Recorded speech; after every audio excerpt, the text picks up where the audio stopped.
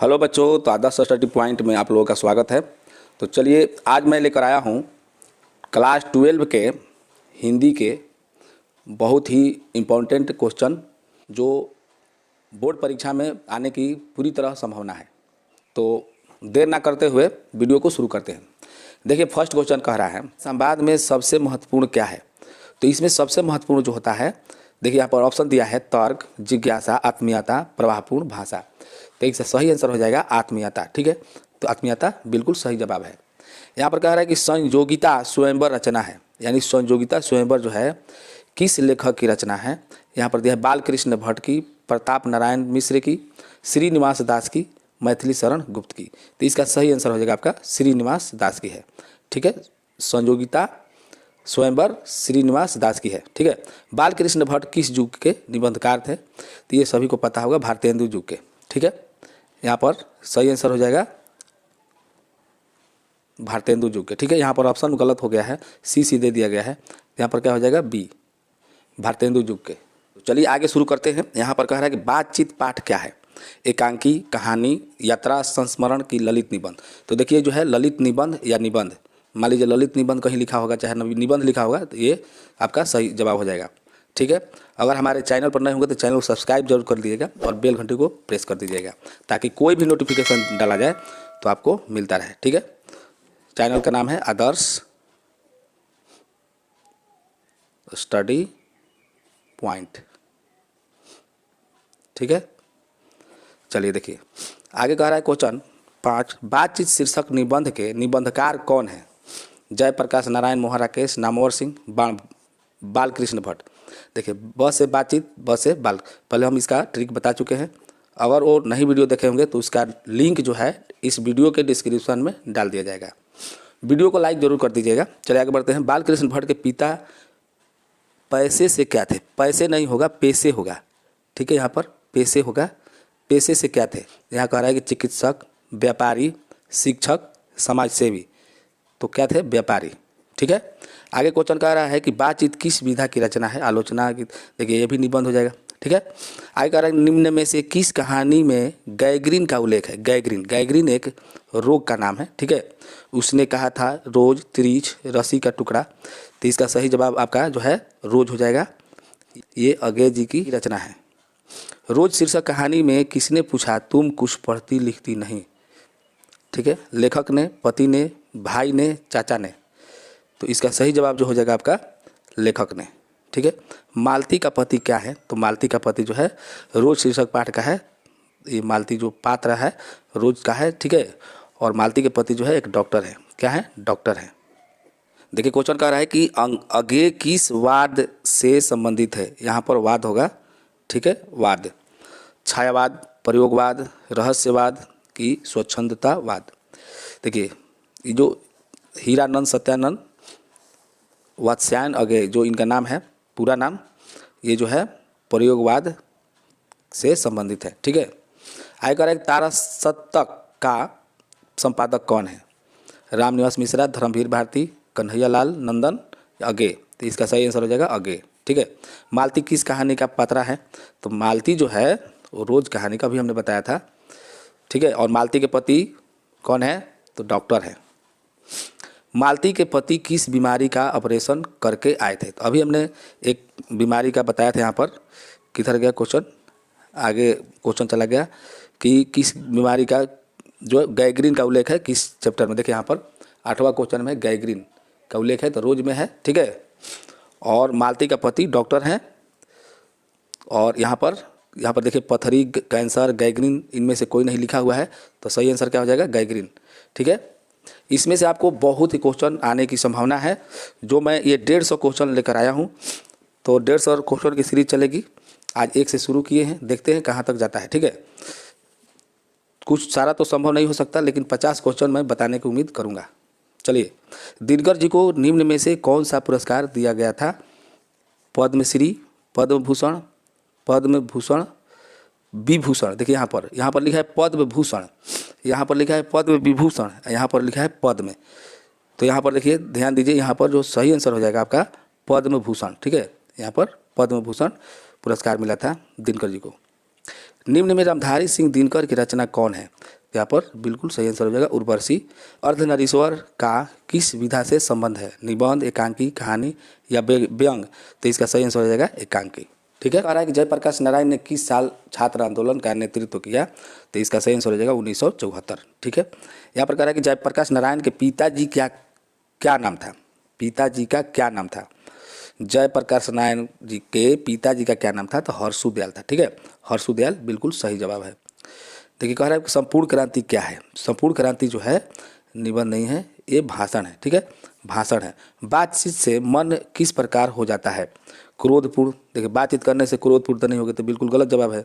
भारी भी नहीं होगा। हल्का और स्वच्छ, तो ये बिल्कुल सही जवाब है। किसी के मन में बात हो तो कह देने से हल्का हो जाता है मन और स्वच्छ हो जाता है। किसके ना होने से सृष्टि गूंगी प्रतीत होती है? श्रवण शक्ति, वाक शक्ति, दिव्य शक्ति की स्मरण शक्ति? किसके नहीं होने से?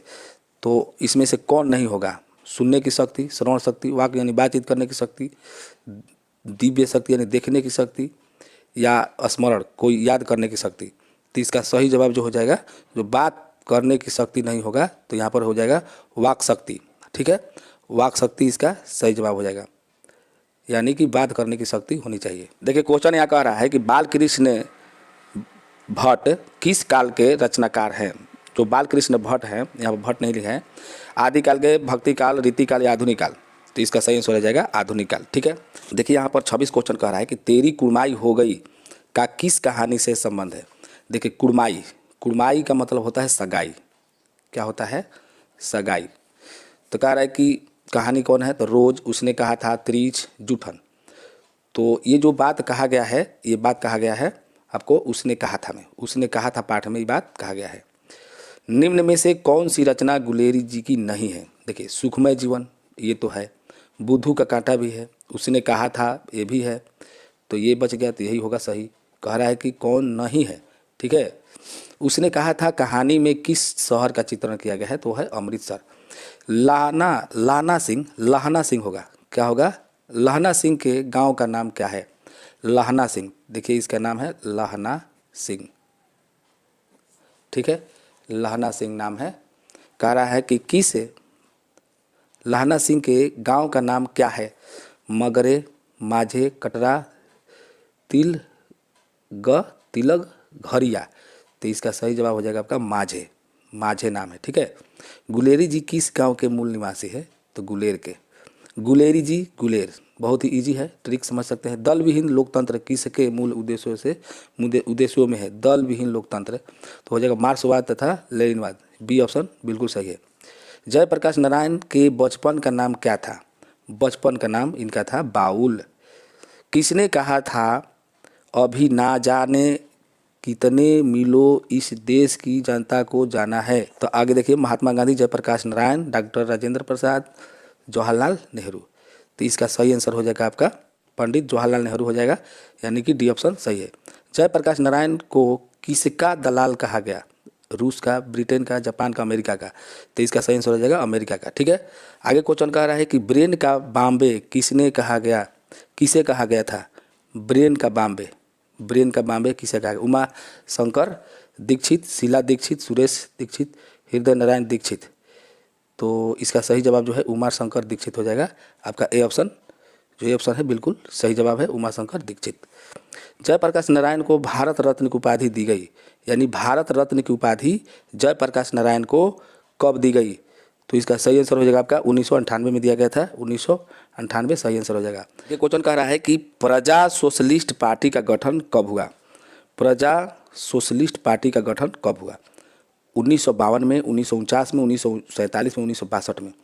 तो इसका सही जवाब हो जाएगा 1952 में। ठीक है, 1952 में इसका सही जवाब हो जाएगा ऑप्शन नंबर ए।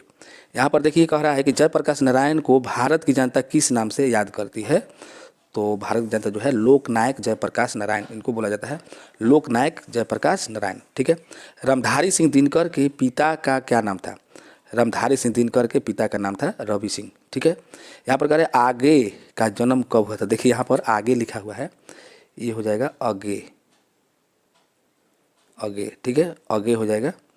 का जन्म कब हुआ था? 1911 को, 1912 को, 1913 को, 13 अप्रैल 1911 को। तो इसका सही जवाब हो जाएगा आपका 1912 को। ठीक है, बी ऑप्शन बिल्कुल सही जवाब है। आगे कह रहा है 41 क्वेश्चन, एक लेख और एक पत्र के रचनाकार कौन है? तो ये तो भगत सिंह है, ये सबको पता होगा। शेखर एक जीवनी, शेखर एक जीवनी किस विधा की कृति है? निबंध, आलोचना, उपन्यास या जीवनी?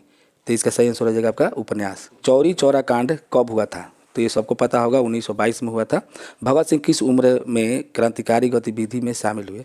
तो 12 बरस में, शायद 12 बरस में ही हो गए थे, 12 बरस में, बिल्कुल सही जवाब है। भगत सिंह के पिता का क्या नाम था? ये तो सरदार किशन सिंह, सबको पता होगा, सरदार किशन सिंह ही नाम था। ठीक है। रामपुरवा कहाँ है? तो भीतिहारवा के पास, नौगछिया के पास, रांची के पास, इलाहाबाद के पास। तो इसका जो जवाब हो जाएगा सही, देखिए यहाँ पर दिख नहीं रहा था आप लोगों को, हम ध्यान नहीं दिए। भगत सिंह के पिता का नाम तो सरदार किशन सिंह हो जाएगा। और रामपुरवा कहाँ है? तो भीतिहारवा के पास है। ठीक है। बाकी यहाँ पर ऑप्शन आप लोग सुने हैं, देख लीजिए।